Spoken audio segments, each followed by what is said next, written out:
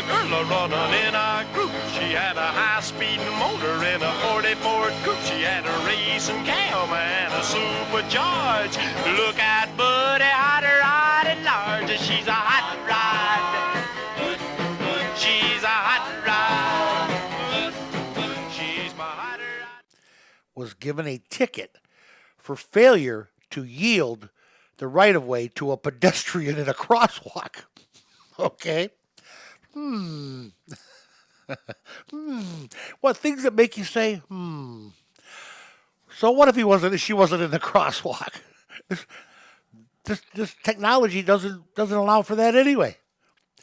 The cop was sitting there and watched it, saw it, pulled the car over to give it a ticket. And their only way they got the car pulled over, of course, is they're still in the testing mode. So they have human drivers that sit there and watch. They're not supposed to fix nothing. They're not supposed to fix anything or, repair, or they're not supposed to take charge unless it's a real emergency.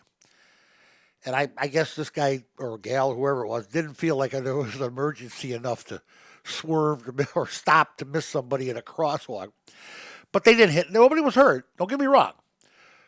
But the cop saw this thing fail to give right away to a pedestrian. The pedestrian jumped back. He said, "You know what?" And it turns out he rolls down the window. There's nobody there. Hello? Well, they have they have a human driver. And who gets the ticket? This is the question. T-Rex sent this to me during the week. He goes, "Hey, boss, who gets the ticket here? Does Chevrolet?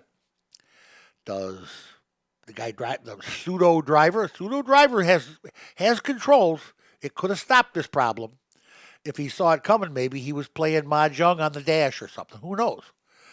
But guess what? He didn't. He didn't give way to a pedestrian in a crosswalk. And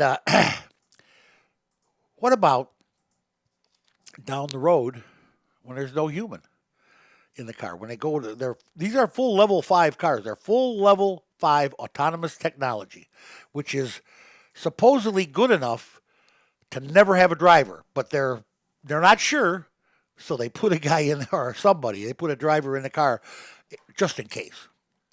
And this wasn't Google or Uber. This was Chevrolet and their General Motors, and they're testing a Bolt in San Francisco. Well, where else? The land of fruits and nuts. But what about when there's nobody in the car? I still don't know who gets the ticket. Person in the back seat going somewhere? The pizza that's being delivered? You give the ticket to Domino's? Who's liable here? Yeah, this time they're going to ticket the pseudo driver, the companion person. We'll see what happens. We definitely will see what happens. I don't know. I'm not happy with the technology. I'm happy with the technology. I'm not happy with the progress. But what am I going to do about that? I'm just the car guy. 928 car guys. If you got a comment, I'd love to hear it. Trust me, I'd love to hear it. Nobody seems to want to pony up on these autonomous driving cars, and I'm not afraid to. I'm really not. I want it to happen. It's going to happen.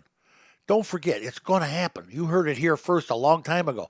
This is not something that you or I are ever going to stop. They are going to have this. The insurance companies, the insurance lobbies are lobbying the state legislatures and the federal legislators and all these different things trying to get this done because they think there's going to be less wrecks. They'll pay less premium. They'll pay out less settlements and so forth. Of course, they'll still collect the same premiums from you and I. You can bet on that. You and I won't get a break. But the insurance company will, and they're lobbying like crazy to get this autonomous driving, and especially defensive driving. If nothing else, if they don't get the autonomous, they want to have the self-stopping, self-steering, stay in your lane, all that kind of stuff. Automatic on cars, automatically put in. At whose expense? Of course, yours and mine. You think they give us a break on the insurance premium so that we can afford this car? Yeah. Right through the nose is where we're going to get it. The consumers are going to get it right through the nose. We talked about Takata and the airbags on your Ferrari.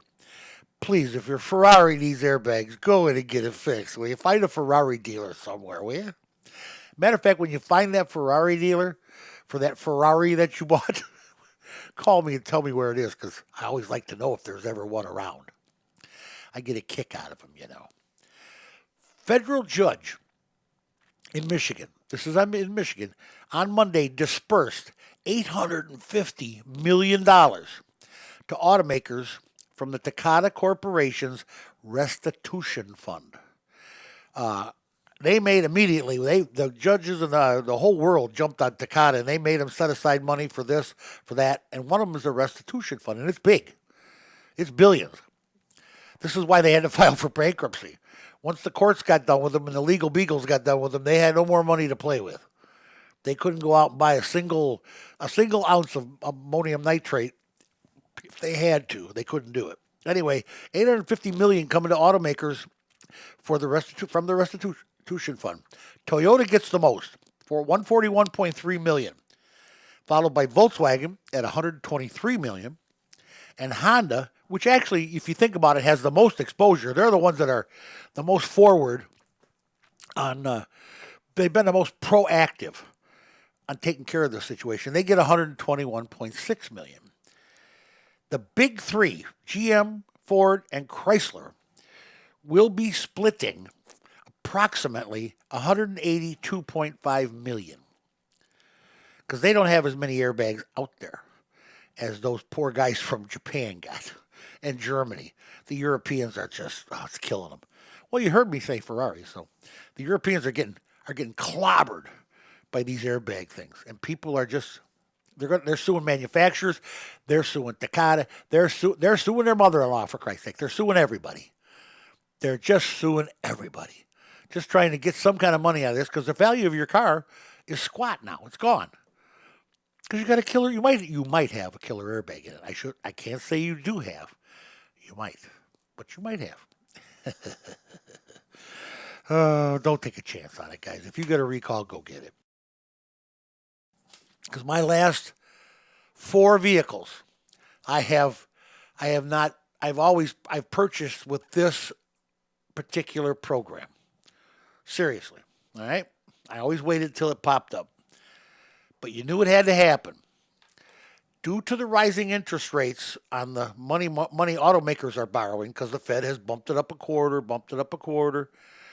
Thanks to the economic recovery in this country, thank God, 0% down and 0% financing are going the way of the Edsel.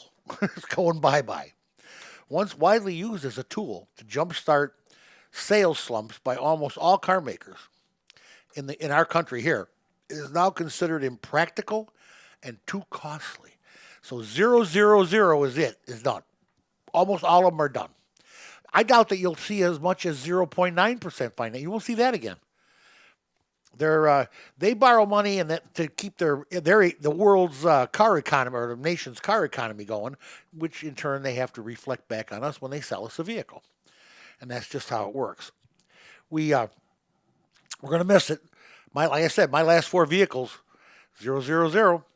Well, I had trade-in, so I didn't have any 0 down, but I had 0% financing. And they said, how long you want it? I said, 100, 150 years. Why not? Spread it out, make the payment low. I'm not paying any interest, so who cares?